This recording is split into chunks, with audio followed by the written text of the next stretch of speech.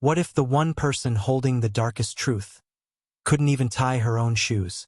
What if the answer to everything, every scream, every grave, every lie, was hidden in the drawings of a 10-year-old girl? The wind had shifted that evening, sharp, almost metallic. Mrs. Calden noticed it first, standing by the porch light, watching her daughter's silhouette vanish into the thinning daylight. One pink hoodie, a swinging ponytail, a trail of crumbs she was told not to drop, and her sketchbook, clutched so tightly the corners had curled with sweat. "Only 10 minutes, her mother had said. That was 2 hours ago. The street lamp outside her home buzzed as the sky dimmed, humming a little too loud. The woods behind the neighborhood, once filled with summer laughter and bicycles, had gone still. The kind of stillness that presses against your ribs. And just beyond the final fence, the old tree, twisted, tall, bare of leaves in the middle of July, somehow darker than the others. That's where she always went. That was her spot. "She talks to it," her little brother once whispered. "I heard her. She tells it secrets." They had laughed. Adults always laugh when children say strange things, until it's too late to ask again. When they finally went looking, the forest edge was colder than it should have been. A backpack lay near the roots, still zipped. Inside, a juice box, a snack she hadn't opened, and her sketchbook, flipped to a drawing they'd never seen before. One giant black tree, with what looked like a face carved in shadow, and a small girl standing beside it, smiling. Except this time, the tree was holding something. A shovel. She was just 10. But something about the way she stared in that drawing, eyes too hollow, smile too wide, said more than any missing poster could. She didn't scream. She drew what she saw. And now, the question isn't what happened to her. It's what saw her first. Before a child disappears, there are always signs. But what if no one ever took them seriously, because they were drawn in crayon? What if we only saw the red flags when they were already bleeding into the dirt? Her name was Grace Nolan, 10 years old, the kind of quiet that adults called sweet, and other kids didn't quite understand. She didn't yell on the playground, didn't push back when someone cut the line, didn't complain when her shoelaces were always coming undone. She just kept walking. But what Grace did do was draw. All the time. In class, at lunch, on the bus, and at home, always curled up on the corner of the living room rug, under the single flickering lamp, while her mother cooked dinner. She filled sketchbooks faster than anyone could buy them. But what started as sunshine and trees shifted. Quietly, gradually, the trees stopped having leaves. The sun turned into a single black circle. And there was always one figure, tall, slender, shaped like a tree, but with arms, or what looked like arms. Her mother, Emery Nolan, thought it was just a phase. "Kids draw weird things," she told the teacher. "She has a big imagination." But something else started changing, too. Grace began whispering in her sleep, sometimes in full sentences, other times just fragments. "Not supposed to tell. He listens when it's dark. The forest is awake." She didn't sleep with a night light anymore. She insisted on facing the window. She would wake up with her hands clenched into fists, the sheets wrapped tightly around her feet, like she was trying not to run. At school, Grace had one friend, Chloe, a soft-spoken girl who sat next to her in art class. Nina once told her teacher something strange. "Grace talks to the woods before we go home. She says they talk back." The teacher smiled politely. Kids say odd things. But that same week, Grace stopped talking during recess altogether. Just sat under the slide, drawing. And when a group of boys ran past her, laughing and chasing, she flinched. Not from fear, but like she was listening for something else. That Friday, she came home with dirt under her nails. Her mother asked where she'd been. "Just the tree," Grace said. "He asked me to come back." "He, the one who stands still until I speak." Emery froze. "Is it a man?" "No," Grace said, shaking her head.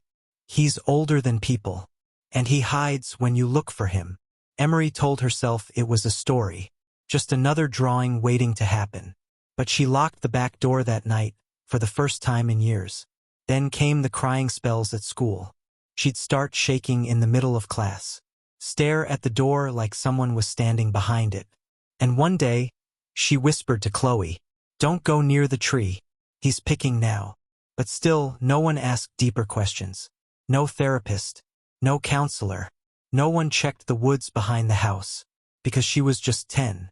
And kids exaggerate until they don't. Before she went silent, Grace tried to say everything, with crayons, with whispers, with a smile that didn't reach her eyes. And all she asked was for someone to listen, before the forest answered back. What if the most dangerous people don't hide in the shadows? What if they sit in your living room, smile at your child, and bring candy just for her? And what if she never tells you what happened? Not with words, but with drawings. The last person to babysit Grace Nolan was someone the family trusted. He wasn't a stranger. He wasn't hiding. He lived just 3 doors down. His name was Mr. Ellis, a 42-year-old handyman who sometimes helped neighbors with gutters or garden tools. Single, no children, lived alone. He started offering to walk Grace home when her mom got stuck at work. Offered to bring her cookies. Offered to stay just a little while until her mother returned. He was helpful, Emery said. Kind, respectful. The kind of neighbor you wish you had. And for a while, nothing seemed wrong. Until Grace stopped wanting to go outside. Stopped wanting to draw at all except one thing, the black tree over and over. "He watches from there," she said once. "Even when you think he isn't." One afternoon, she refused to go home with him. Started shaking at school when he arrived. Clung to her teacher's arm so tightly she left marks. "I'll wait for Mom," Grace whispered. "I don't want to see him again." When Emery asked her about it later, Grace didn't speak. She just opened her sketchbook to a page. One black tree. One stick figure standing under it. A smaller figure beside it, with her backpack on. The bigger figure was holding something behind its back. A shovel. Emery still didn't want to believe it. The mind plays tricks, especially when it's trying to protect you. And maybe Grace was just scared of the dark. Maybe the drawings were just drawings. But the week before she went missing, Grace started locking her bedroom door. Stopped sleeping near the window. And she told her mother something that chilled her to the bone. "He asked me not to tell. But I did. Now the tree knows." The school noticed the change too. She barely spoke. She flinched at certain sounds. Loud footsteps, keys rattling, the word quiet. And once, she cried so hard during a fire drill they had to call Emery. When she got there, Grace was huddled in the nurse's office, rocking, her fingernails digging into the skin behind her knees. "He said it's my turn now," Grace whispered. "Who, baby?" "The man behind the tree." But the tree was just a tree, right? Just a leafless skeleton at the edge of a cul-de-sac, where neighborhood kids played, where nobody locked their doors, where danger was supposed to live somewhere else. What no one knew, what hadn't come out yet, was that Mr. Ellis had a sealed record, not for violent crime, but for trespassing at a school. 8 years earlier, he was let go, no charges, because nothing happened. Until now, they say monsters live in stories, but sometimes, they walk you home, hold your hand, and ask you not to tell. And if you're 10, you listen. There's always a final chance to act. But what if the last warning was a child going quiet? No crying, no yelling, no words at all. Just a sudden stillness, and a stare that said, "It's already too late." It was a Thursday, the kind of day that passes without notice. Overcast, cool breeze, a few yellow leaves falling early from the trees. Grace had barely spoken that morning. Not to her brother, not to her mother, not even when her favorite breakfast was placed in front of her. Peanut butter toast cut diagonally, just the way she liked it. She didn't touch it. Instead, she stood by the window, staring out, hands at her sides, her sketchbook tucked beneath her arm like it wasn't something she loved anymore, but something she had to carry. That day at school, she sat through all her classes without a word. Her teachers noted it, even joked softly about it in the hallway. She's on mute today. Maybe she's just tired. But when recess came, she didn't go outside. She stood at the classroom door, staring into the hallway, refused to move. And when her teacher gently asked why, Grace only said, "He said to stay where the sun touches." The teacher didn't know what that meant. No one did. And by then, Grace had already turned around and buried herself in her desk. Later that afternoon, she asked to go to the nurse's office. Her temperature was normal. No visible injury. No headache, no stomachache. But her heart rate, it was fast. Too fast. And when the nurse placed a hand on her shoulder, Grace flinched like she'd been burned. "Please don't touch me. He's watching when I talk." "Who's watching, Grace?" Silence. She stared at the wall for a long time, as if expecting it to move. After school, she didn't take her usual route home. A neighbor said they saw her walking slower than usual, toward the wooded path instead of the sidewalk. A shortcut, the one she'd been told not to use. But she wasn't running. She wasn't scared. Just calm, eerily calm, like someone walking into something they'd already made peace with. By 5:20 p.m., Emery Nolan realized her daughter wasn't home. By 5:32 p.m., she called the school. By 5:44 p.m., she was driving the neighborhood, screaming her daughter's name from the rolled-down window. By 6 p.m., police were called. And at 6:17 p.m., an officer found a pink backpack near the base of the old black tree, still zipped. No signs of struggle. No footprints. No drag marks. Just a single paper from her sketchbook, lying beside it. The drawing? The black tree. No sun. No grass. Just the tree. And this time, the figure beside it, the small girl, was kneeling. Her eyes weren't open. And the tree? It had arms, wrapped around her. When Emery arrived and saw the backpack, she fell to her knees. And the sound she made didn't come from her throat. Came from somewhere deeper. From the place that knows the truth before it's spoken. She didn't scream. She didn't run. She simply stopped talking. And in that silence, everything we needed to hear was already too late. What happens when the one thing dismissed as a child's fantasy becomes the only clue the police can't explain? What if her innocent sketches weren't imagination, but the last living evidence of something no one else could see? By the 5th day, hope was folding in on itself. Posters of 10-year-old Grace Nolan still clung to light poles, but the tape was peeling. Her face, that sweet, uneven grin, had become a symbol in Hickory, North Carolina. A symbol of heartbreak and disbelief. She wasn't just missing. She had vanished in the kind of silence that swallows towns whole. But while investigators searched landfills and back roads, one thing remained untouched, sitting at the edge of her bed. A purple spiral notebook, covered in glitter and stickers. Inside were drawings. And not just any drawings.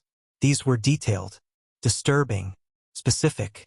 A figure tall, faceless, with long arms. A room small, windowless, with one flickering light. A box the size of a child. And written in the corner, in her wobbly scrawl, "Don't tell. He said he'd hurt Dad too." Grace had gone through more pain in her short life than most adults ever would. She'd battled bone cancer, lost her leg, lost her hearing, and through it all, she smiled. She stayed kind. Teachers said she was gentle, even when sick. But behind that smile, no one knew she was documenting fear. One page at a time.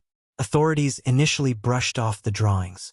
"She's imaginative," one officer had said, until they searched her home and discovered something sickening. Beneath layers of rugs and floorboards in the house she shared with her father and stepmother was a stench. Rot. Decay. They searched further, and what they uncovered would forever change the way they saw Grace's notebook. Because one sketch, a room with a broken pipe, mold on the wall, and a red X, matched exactly the layout of the hidden basement storage area where evidence of Grace's remains would later be found. That's when investigators realized she wasn't drawing nightmares. She was documenting her reality. And the question no one could shake: why didn't anyone listen to her drawings sooner? The school counselor admitted Grace once brought in a picture of a faceless man and said, "He stands by the door when I sleep. He doesn't flinched." They thought it was trauma, just fear. They had no idea she was trying to tell the truth the only way she knew how. Grace didn't scream. She drew. And now her sketches speak louder than any witness ever could. What if the only thing left of a child was buried under what everyone else throws away? What if the truth you've been searching for is rotting quietly beneath your city, just waiting to be found? The landfill wasn't the first place investigators wanted to look. It wasn't even on their list until the evidence forced their hand. Because after they discovered what Grace had drawn, after they peeled back the layers of that house, after they saw what her stepmother, Elisa Nolan, had been hiding, the truth began to smell. Literally. A scent no detective forgets. Decay. Hidden violence. And so they followed it. Not to a grave. Not to a forest. But to a landfill in Caldwell County. Grace's name was now national. CNN, Fox, People magazine. But none of them could show the public what was happening behind police tape. When officers and volunteers began combing through literal tons of trash in protective gear, looking for the unthinkable, pieces of a child, and the public didn't know that every scoop of garbage was examined for flesh, fabric, or bone, that the shattered prosthetic leg they found was Grace's. Her leg, the one cancer had stolen, the one she'd used to walk back into life after nearly dying. It had been thrown away like garbage by someone who once claimed to love her. The leg was a turning point. Investigators cried. Some had to step away. Even seasoned officers said they'd never forget the moment they realized it was her. Because that prosthetic had a serial number. A cold, steel truth. One that confirmed Grace had been dismembered. And it wasn't cancer this time. It was cruelty. Deliberate. Surgical. And someone had tried to hide it like trash. Elisa Nolan, the stepmother, was now center stage. At first, she denied everything. But the pressure cracked her. The community's rage. The father's odd behavior. The evidence in the house. And the leg. She broke. And what came out of her mouth next would sicken everyone who'd held on to hope. She said Grace had died accidentally. That there had been a panic. That she and her husband had disposed of the body. Disposed. That was the word she used. Not buried. Not mourned. Disposed. Like trash. Police now believed what Grace had been trying to tell them all along. Not with words, but in drawings. In frightened whispers. In her limp smile at school. She had been living with her killer. And worse, she had been warning us. Her body was scattered. Her voice was silenced. But piece by piece, the garbage began to tell her story. We tell children to speak up if something feels wrong. But what happens when a child does everything right? And no one listens until it's far too late. Grace tried. She tried harder than most adults would have. She smiled through the pain. She showed up to school with bruises no one could explain. She drew pictures that were too dark for a child her age. Her silence wasn't ignorance. It was survival. But behind closed doors, her life was unraveling. Elisa Nolan, the stepmother, had a history of abuse, deceit, and manipulation. And yet she was given full access to a vulnerable, disabled child. Adam Nolan, Grace's father, claimed he didn't know what was happening. He said he worked a lot, that he was just trying to provide. But neighbors, family, and teachers had noticed the signs. Grace shrinking into herself. Grace missing school. Grace wearing long sleeves in warm weather. Grace falling silent whenever her stepmother entered the room. They noticed. But no one acted in time. When Elisa finally confessed to helping dispose of Grace's body, the world gasped. But her story didn't end there. She led police to the places she and Adam had dumped Grace's remains like trash, across multiple counties, in scattered pieces. A bone fragment here, a rib there, and the most haunting discovery of all, her skull, found in a separate location, long after the prosthetic leg had confirmed her identity. The justice system responded, but not in the way the public hoped. Elisa Nolan was never convicted of murder. Let that sink in. She received a sentence of 18 years for obstruction of justice, desecration of a corpse, and other related charges, but not for taking Grace's life. Why? Because no one could prove exactly how Grace died. No one could prove if it was intentional, even though every shred of logic screamed otherwise. And Ellis? He was never charged in Grace's death. He moved back to Australia, changed his life, and faded from headlines. Grace's voice was gone, and the people who let her suffer, the people who failed to protect her, simply moved on. But the world didn't forget. Grace's story lit a fire across North Carolina. It forced agencies to reevaluate how they handle reports of abuse. It broke hearts and haunted schools. And most of all, it became a symbol of how easy it is to overlook a child who's quietly screaming. We ask children to be brave, to speak up, to fight back. But Grace did all of that. She endured cancer. She lost her leg. She learned to walk again. And she still smiled. And when she was finally free of her pain, it wasn't because someone saved her. It was because someone ended her. She was 10 years old, and she knew too much about pain, and far too little about mercy. If this story gripped you, if it made you feel, made you angry, or opened your eyes, don't scroll away. Subscribe to The Veil of Secret for more real, raw, and emotionally unforgettable stories like Grace's. Because behind every crime, there's a child, a woman, a soul waiting to be heard. Subscribe now and help give them a voice.